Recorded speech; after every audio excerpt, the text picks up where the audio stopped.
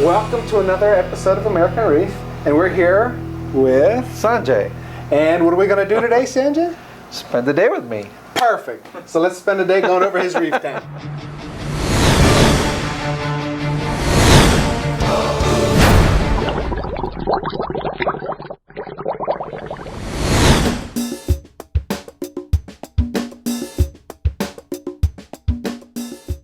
So let's start, I guess, with the basics. First of all, with your tank, how long have you had it up and running?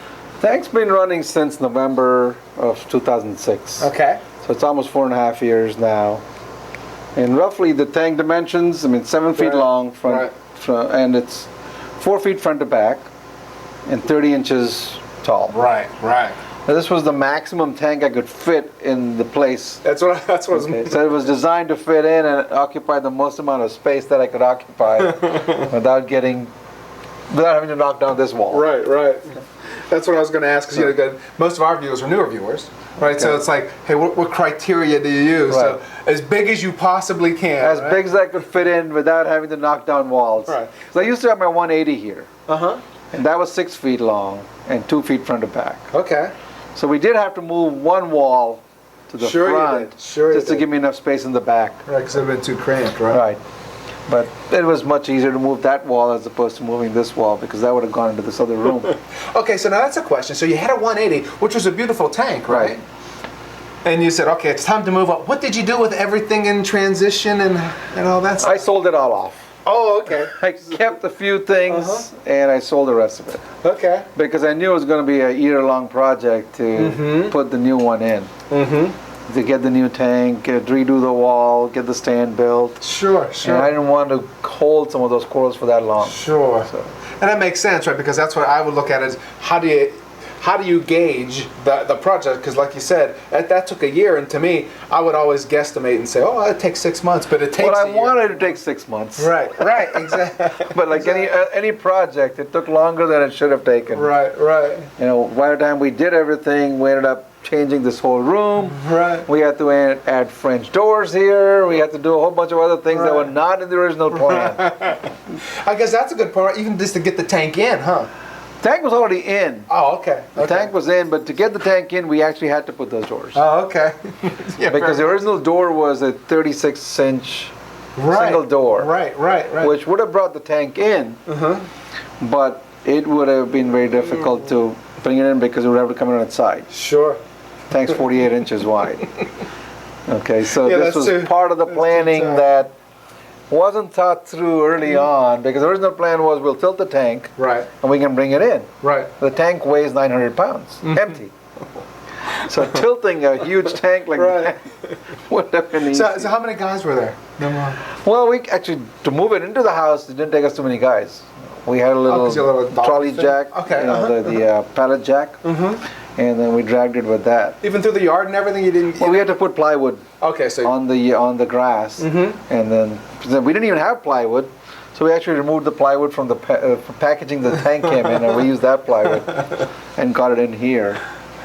And then to move it up, I don't know if you saw my pictures, we actually used an airbag to lift the tank. No! Because it turned out that it's very hard to lift it in any other way because of this wall. Okay. Because you couldn't grab it from that side. Okay. Sure. Now that I see the way it was going to fit, right? Yeah. So you couldn't grab it and move it on here. So we actually, a friend of mine, the guy who was helping me do all the basement work, he came up with this idea. He said we lift up trailers doing that. So these people who do recovery of automobiles, when tractor trailers flip over, to straighten them out, they use airbags. They're just inflatable bags. Okay. And he had this idea, and I thought it would be kind of cool to just do that. Sure. Heck yeah. Just from the cool point of view. Right, exactly. Not because, I'm sure there could have been other easier ways to do it. But it was cool. So they came, they had a bag, they put the bag underneath the tank and inflated the bag. So just lifted it right up. No. We got it up level with the stand, and then 4 of us just pushed it over. Okay, so now in my mind, I'm picturing this bag with a wobbling tank on it. It doesn't wobble too much. Okay, because you can just, with your hands, you can kind of keep it steady. Okay. Yeah. Very We lifted cool. it up and we just slid it on.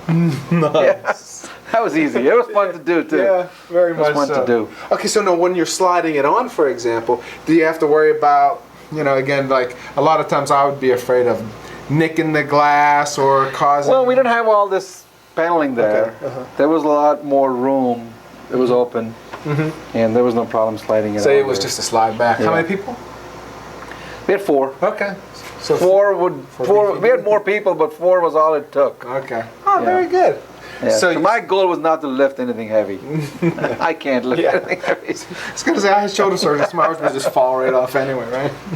So you had so that was approximately how many years ago? 4 or 5 years ago? 5 in November 2006. The tank went up sometime in September. Not even September. It's probably in August. Okay. So we have fall 2006. Right. And you slide the tank in, right? What's the first thing you ended up, what were you focused on? In other words, a priority of when you were going to install this tank, was the life support, lighting, or what were you? No, once the tank was in place, then I had to do all the plumbing. Okay, so plumbing was first, right? So do the plumbing, and along with that, the lighting. I mean, we redid the basement. We already put in the wiring. Okay, so So all that was electrical was already in. So what was left for me to do once the tank was in place was to do all the plumbing. Okay, so now from a plumbing perspective, what was your goals, right? Because again, you have some people that they're what, GPH, right, or whatever, or quiet, or what? Well, I wanted both. I wanted a lot of flow. I knew this tank was going to be big. I knew it needed a lot of flow. So I had to plan the flow properly. And initially I started off with 2 closed loops Okay. and 1 return. Okay. I didn't care about too much water going through the sump. Right. Because to me, that is not that important. Right. So I wanted most of my flow to stay in the tank as opposed to go through the sump. So put in this 2 reef flow dart pumps that pump about what, 35, 3600, somewhere in that range. Exactly. So one of them runs a circulation loop, and then 2 others run my closed loops. I put those closed loops on, if I can open this. I don't know if it's going to affect anything, but put the closed loops and I put them through sea swirls. Sure. So they come back and they go through the sea swirls, and that gives me extra water motion, changing of the direction of the water. And initially when I started off, I had 3 vortex pumps in here, 1 on each side and 1 in the back. Okay, and they're the 40s? MP40s. Okay, yep. And at that time I thought that was more than enough flow. So And you once say, you put all "At that that up, time." right, then you put the rocks in, you put the sand in, you fill the tank with water and turn the pumps on, and soon there's sand blowing everywhere. Right. And so there are parts of the sand, here you can see the sand blew away Right. because of the flow. So what I did was I just put coarse gravel here, which made for different substrates, which makes it interesting Right. for the fish too. Yeah, very much So there's a coarse substrate I put here that wouldn't blow away. Well, the first coarse one I put blew away too. I put the larger grains of sand. Yeah, I was going to say. And then I took my calcium reactor media and spread that out. That's what I was going to ask you. It looks like Right. the calcium reactor. Right, so that's what I did, and that doesn't blow away. So that was when the tank was first set up. And then over time, as the corals started to grow, the water flow wasn't enough. Because things were blocking it. It was blocking it, and it wasn't enough, so I added another vortex pump, I added another vortex pump, and then pretty soon I was up to 5 of them. And then they came out with these MP60s. Right. So I added MP60s now. Oh, did you get rid of the 40s, or did you? I kept 3 of the 40s. Okay. I had 5, no, I had 3 on this side, 2 on this side. I had 6 MP40s running. Okay. So now I have 6 vortexes running, but 2 of them are MP60s. And I would love to change another one to an MP60, because now the corals are even bigger. I was going to say, do you attribute any good benefits from that much flow? Definitely. Yeah. I mean, I think the corals grow better. They tend to be stronger and sturdier with a lot of flow. Sure. And Well, I was going to say, how many gallons is here, first of all? about 500. Okay, so roughly 500 gallons Right. versus how much flow do you have? Because you have at least 7,200 from the pumps, from the darts. No, right? 3 times that. There's 3 darts. Oh, 3 darts. 1 for the circulation loop, and then 2 that run the closed loop. Okay. So there we go. So we know we're north of 10,000 there. Right. And then each of these is about 3,500 each of these little vortex Right, pumps, the right? vortex. So you add 1, 2, times 3, 6. 4. 4 small Oh, ones. okay. Oh, that's right. 'Cause 4 the big small ones. So that's another 1,400 there. Plus these 2 big ones do about 5 or 6,000. So let's give it 5. That's another 10. So that's 24 plus. Right. You know, almost another 10. That's So you're like 34, 35. So about 70 times turnover. So there's a Yeah. lot of flow, right? Right, but it doesn't seem like a lot Right. of flow. Right. When you look at the tank, Right. it's not a lot of flow because a lot of the flow gets blocked. A lot of it is in different directions. Right. So it's not constantly blasting the corals. And now I guess let's preface this, right? That is depending on what kind of corals you keep, right? Right. Because you know you put softies in here. That Yeah, I doesn't mean, work. you can Right. see, as you'll see, towards that end, Yes. even the LPS corals with long polyps, they do tend to get blown around. Right. Right. Okay. So if you want that optimal growth, and again, since most of our viewers are newer, right? Again, we're going to look at this and say, hard, stony kind of corals. That's when you're really Right. going to want that high. If I had a soft coral tank, it wouldn't be that much Right. flow. I Right. could reduce the flow by half, and Right. things would still be fine. good. Right. And okay, so you have the tank, you've got the flow plumbed up, and you started off with a third, probably less than a third. No, roughly a third of what you have today. Right. And then as they grew, Right. you increased that. And then, okay, so you have the plumbing. What were you considering on the plumbing? In other words, did you want to have tons of reactors, tons of sump space? I mean, you had. Well, what I wanted basically was to have redundancy in my system as much as I could. That was the goal. Redundancy. Right. So I've got 2 drains. Okay. Not one. There's 2 drains. In case Okay. anything happens to one, the other one. Sure, because snails do their thing. Right. Right. And there's 2 circulation loops. One dies, another one can still work. The pump running through the sump, that I only have 1 there. Okay. Which, if I had redone, I should have done it with 2 pumps. Okay. But I did buy an extra pump as a backup, so I always keep an extra pump. Right. Right. And the other thing I did was I made sure all my pumps were exactly the same. So they're all darts. Okay. So that way replacing Right. is becomes that easier. much- Because my last system I ended up with, 1 Iwaki, 1 Gen X, 1 something else. Right. You can't keep spares of every one of them. Right, exactly. So this way it's easy to just swap out a pump. So now the darts. I think Chris discontinued or improved the darts now, right? So Right. But I still have those You have- 3. I that's have. right. I mean, You I got have your my extra spare. That's right. So it's you don't have to worry out when the one goes and you use it as a replacement. Then you're going to be in your quandary, right? Right. But hopefully the connections will still be the same. Right. So I plumbed them all with unions. That's the other thing I did with my plumbing. Everything can be removed. Right. Easy and quick. So right? plumbing with I'll show you when we get in the Yep. back, or maybe pull this panel off and we Sure. can take a look. Sure. If that helps. You can kind of see all the plumbing is done with through union ball valves. So if I had to, I could just shut off the ball valve, unhook the pump, and take it out for repairs or fixing. And now So every one of my pumps is put in that way. I was going to say with the true unions as well. Hey, Sam, get out. And everybody knows. Sammy. How old is Sammy? Sammy is maybe 6 years old. Okay. So 6-year-old Sammy, and Sammy's got the softest fur coat that you can possibly imagine. And just, as you can see, an inquisitive personality, which is a good thing, right? He never gets to get in here usually, so this is his chance to check it That's out. right. Hey, what am I missing, right? There's nothing worthwhile in there. Now, there's a couple things, since we're talking about the darts in the unions. Number one, you have everything on styrofoam. Yeah, I did that. I don't know if that's the best idea or not. The tank's definitely on styrofoam. Right. So I had the sheet, and I said I could put my sump on it too. Because this is a cement floor. It's uneven. And plus, it's cold too. Right, it's cold too. So to cut off some of the heat loss, because in the winter it can get cold in here. Sure. I put this on styrofoam. The only bad thing is when the water spills over, it goes under the styrofoam. Underneath the styrofoam. The styrofoam doesn't decompose easily, so, Right. so that's hasn't caused an issue. And I was going to say this kind too. I believe that it's the outside styrofoam on the blue board. Right, this is the blue board. Yeah. So right. I mean, it already Yeah. has a It's lot of designed for moisture resistance anyway. Exactly. And so. And this time around, I caulked all the insides. The water, if it did spill, it wouldn't come out. Okay. From experience, Right. then, right? I put tile here because every time I put my hand in the tank and put my hand out, Right. you're always dripping. Right, right. My old right. carpet, this carpet that was here, was all stained Oh, from water sure, drips and everything. So with sure. this little bit of a tile, that helps with the cleanup. Very much so, right? Right. And now, what about like on your wood? Do you polish that or anything like I put that? polyurethane So you just coating poly- on there. okay. You know, that's all there is on it.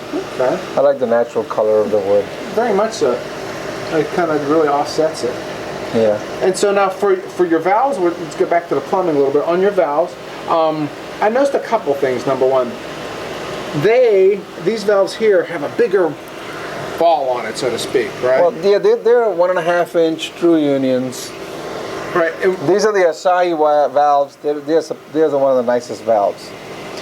In the past, I've always had trouble with ball valves. Right. They tend, because you don't really use them all the time, Right. they tend to get stuck. Right. And if you don't exercise them, they will get stuck. Yeah, exactly. So these are the nicest ones. I mean, they'll turn very easily. They don't require too much force to turn. Friends of mine in public aquariums use them, so that's how I learned about them. Right, right. And they are really worth the extra money. Yeah. And see, the point that I was going after a little bit was the fact that I know some people will put valves in between like their pump and whatever sump or whatever. And some of the valves, again, they're cheaper valves. What they do is the size of that diameter of the hole is actually smaller, right, than the inlet or the outlet of the pump, which is again detrimental, right? So these are 1.5 inch, I think. Yeah, these are 1.5 inch. And so at least again, you're not reducing anything, and that way you get the full, you know, effect of what the pump needs to do. And now, what kind of valves are those again? They're the Asahi. Asahi. Yeah. And where can you get Asahi pumps? Just the normal. I mean, the Asahi valves? Excuse me. Oh, I buy everything off the internet. There you go. Yeah. I was going to say, normally that's what we do, right? Yeah, So. especially in a small town like State College. There's not much choice.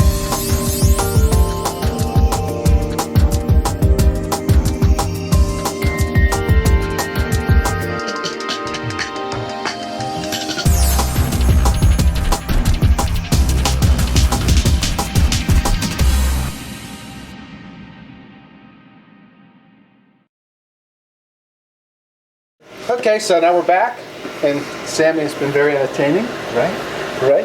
While we're talking about plumbing, right? Yeah. So you put your tank together, you're plumbing it. Did you plan for the styrofoam all along? Yes, I did. I did. Good deal. And so you had the pumps figured out all along. Now, did you plan for the expansion? In other words, like I do have some Iwaki pumps too. I mean, I had to use them. One runs the chiller. Okay. That requires a high pressure pump. And the chiller is sitting in the garage. So it's got a pump. So that's a far away. Right. Right. 'Cause I didn't want the heat from the chiller to be dumped in this room either. Sure. So the chiller, that's why it's in the garage. So again, designed that way. So yeah, it's a 1 horsepower chiller. It puts a lot of heat. Well, I was going to say that and a lot of energy, right? Right. That's right. So I don't want to use too much of the chiller either. Sure. So when you're designing the system, you look at it and you said, okay, from a plumbing standpoint, we know we're going to have flow, and we know we're going to have to cool the tank. And is that necessarily a mandatory thing? In other words, with chillers, you know, because my logic was always, well, you chill your house, right, or you heat your house. However, kind of backfires, you know. Well, part of the problem is that the metal halides. This tank, it's in the basement. Right. And even right now, I don't heat the basement. Right. This tank in the basement still runs at 75 degrees. Without it being heated. Without it being Because heated. of the metal halide. Because of metal halides. Got it. So it's only when it's really cold outside, it'll drop lower than that, and that's when my heater will kick in. Right. But in the summertime, the basement's insulated, so it's not that cold in the basement. Right. With the lights on, the temperature will easily go up to over 80. Really? Yeah. And like you said, I mean, then that's in a basement that by default is. So cool. I set my heating, the chiller to come on at 80 degrees. So it gives me a little bit of room in case something goes wrong. Sure. At the same time, I'm not running it at 78, then the chiller will be running a lot more. Right. So I picked 80 degrees as my set point. Okay. So when you're designing your system then, again, from a plumbing standpoint, you know that you're going to have a chiller, so how are you going to plumb it? Now, how about getting the plumbing you're going through walls and stuff like No, that. not here. No? No, it's all contained behind the scenes. Even for the chiller? Except for the chiller. Okay, the chiller actually is in the garage, so you did have to go through one wall. Okay. And that was Right. something, though, that wasn't that big of a deal? No. Okay. No, because the garage is right next to the basement here. Got it. Got it. So it was easy accessible. Just two holes, one for the input, one for output. There you go. Okay. So again, you're designing chiller, right? What other things on the flow side of it? Did you design the flow? Well, yeah. Actually, what I did was I teed off of this main pump. I didn't really care about too much water going through the sump. And I used that to drive my calcium reactor. I used that to drive my carbon reactor. I used that to drive any other filtration that I need. Okay. And now, did you have to worry about any issues as far as not enough pressure being at your whatever reactor that is? No, because by using ball valves, you can basically control the amount of flow going in either direction. Okay. Right. So then again, from a plumbing designing standpoint. There was one mistake made though. Okay, what's that? I should have put a ball valve on both of these after I split them up. I only put it on one side. Got it. So, and this one's 1 inch, this one's inch and a quarter, I think. Right, it was a little bit high. So what happens is that I cannot force more water through there if I wanted to. Because it'll just go to the other one. Right, right. So rethinking it, I should have put a ball valve also on the other split pipe. That makes sense. Now you worried about... But that's still enough flow for what I need to do. I mean, I'm not running a lot of water through my calcium reactor. I mean, that's a drip. Right. Okay, and then the carbon reactor, that's not a lot of flow either. So I have enough flow for what I need to do. There you go. But again, so the idea though is when you're designing, when you're thinking about plumbing... And when we get on that side, I'll show you. I mean, I plumbed everything with union valves. I made sure that I had room for adding extra stuff if I needed to add. So again, planning for growth, planning for failure is what I've heard so far. Right. Planning for growth, planning for failures, planning for expansions. Very good. So now that's the plumbing piece of it. So we got flow, we got filtration is what you planned for plumbing, and then chilling, right? Right. Anything else we missed on the flow side of it besides the tank? No. Okay. For the return, you want to make sure that you're not going to get too many bubbles back into the tank. So you plan for that. Also, I was going to say, I'll show you what I did with the sump to do that. Well, last time we were here too, we had talked a little bit about, again, the amount of water that you're flowing through your sump and how not to confuse the two. Right, between the flow in your tank, flow in your sump. Right. And so, just as a general design, what were you looking at? Well, I mean, I had the pump. I mean, so it didn't really matter. But like going through your sump, were you looking to get like 100? I was happy to get even 1,000 going through would be fine. Got it. Yeah, 1,000 going through is fine. And you've got a nice huge I got tank, more than 1,000 going through, but 1,000 would have been fine. Right, there you go. Yeah. Okay, very good. And so, from a design standpoint, how long did it take you to actually plumb everything up? You draw it on paper. Right. You plan it out. Right. And then you start putting it together. And then you make mistakes. You glue the wrong end of things as you know. Right. Like everything else, right? Right. Like everything else. So you glue so you got to refix things, and then as you're doing it, you realize certain things. Right. They're not going to work better on paper than in reality. So right. So you have to modify a few things here. Right. But again, I went with possibly too many unions, but I just wanted everything to be able to be removed. Sure. And that came in really handy. Okay. Especially when the first time around when I filled the tank and filled it up with water, I noticed a long scratch running down. Oh, that's right. The middle of the tank. Right. Horizontal. And now we had to drain the tank out to replace the front glass, which meant pulling the tank out further so they could work on it. Right. Which meant undoing the plumbing. Sure, because it was fixed plumbing. But it was all with unions. That was very easy to take it all apart, move the tank, we slid it back, and all the plumbing went back right into place. Nice. Yeah. So there again. You're right. So that planning really paid off. Right. Yeah, it did, right?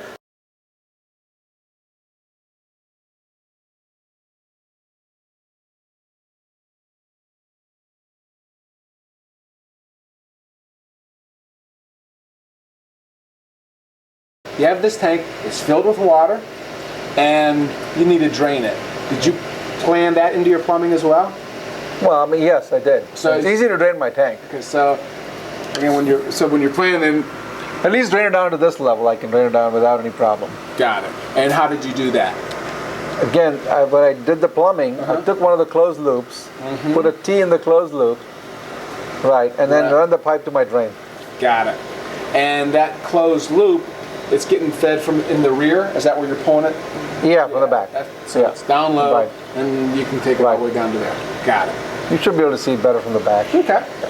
And the other thing that I wanted to ask, again, since you had to move the whole tank, I know you showed me the water exchange kind of system. Right. That is not hard plumbed into here. No, that's not hard plumbed into here. Right. No. So that, again, if you're planning for that kind of thing, again, if it was hard plumbed, that'd be another piece to disassemble and reassemble. Okay, very good. So that was the kind of the life support piece as far as plumbing, filtration, the things you learned, right? Things that became beneficial. And were there any other kind of plumbing things that you looked, if you could redo besides like a valve, for example, and little things like that? Is there anything now that you've had it for 4 or 5 years that you would look and say, I wish I would have? Not really. Okay. No.